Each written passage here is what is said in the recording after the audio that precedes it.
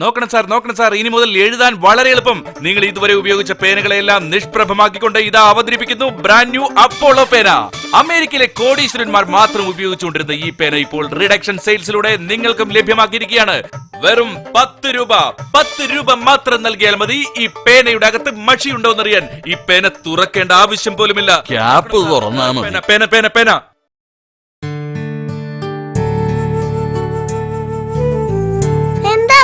ആലോചിച്ചിരിക്കുന്നേ എടി, നമുക്കും കൂടി റിഡക്ഷൻ വിൽപ്പന തുടങ്ങിയാലോ? അത് നല്ല പരിപാടിയാ. നമ്മുടെ തട്ടിൻ പുറത്ത് കുറെ പഴയ സാധനങ്ങൾ കിടപ്പുണ്ട്. നമുക്കതെടുത്ത് വിൽപ്പന നടത്താം.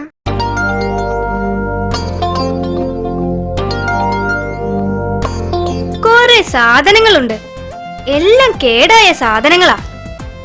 ഏതാ ഇപ്പൊ എടുക്കുക? ഈ ബാഗ് ആയാലോ?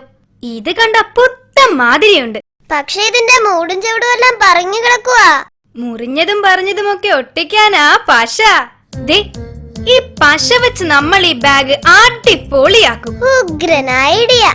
ഈ ബാഗ് പ്ലാസ്റ്റിക് ആയതുകൊണ്ട് നല്ലോണം ഒന്ന് കഴുകിയാൽ പുത്തൻ മാതിരിയാകും.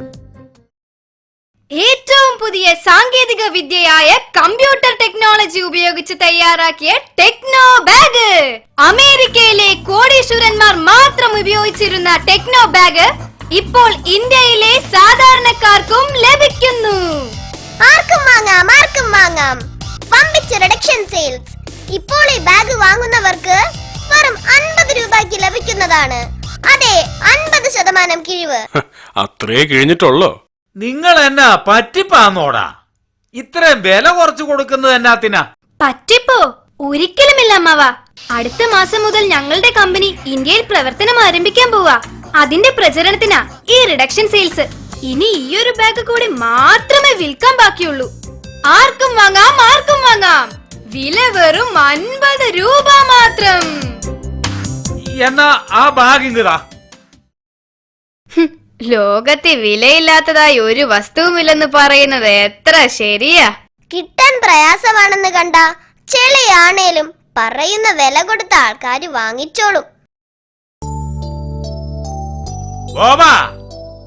ബോബാ, ഇറങ്ങി വാടാ ഇങ്ങോട്ട്.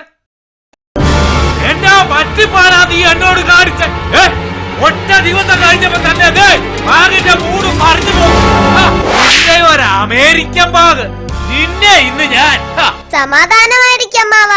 നമ്മൾ ആ ബാഗ് ഒന്ന് പരിശോധിക്കട്ടെ, പരിഹാരമുണ്ടാക്കാം. അങ്ങനെ അങ്ങോട്ട് മൂടുകയറാൻ വഴിയില്ലല്ലോ. ആട്ടെ, ഇതിനകത്ത് എന്തെങ്കിലും സാധനം വെക്കുകയോ എടുക്കുകയോ മറ്റോ ചെയ്തായിരുന്നോ? ഒരു ചെറിയ മുണ്ട് ഷർട്ട് മാത്രമേ വെച്ചോളൂ. അപ്പൊ തന്നെ ഈ പടുതിയായി. അപ്പൊ ചുമ്മാതല്ല മൂട് പോയത്. ഇതിൽ ആവശ്യമില്ലാത്ത സാധനങ്ങളൊക്കെ കുത്തിത്തിരികിയ പിന്നെ മൂട് പോകാതെ എങ്ങനാ? ഇതിൽ എയർ ബാഗ് എന്ന് എഴുതിയേക്കുന്നത് കണ്ടില്ലേ അമ്മാവാ?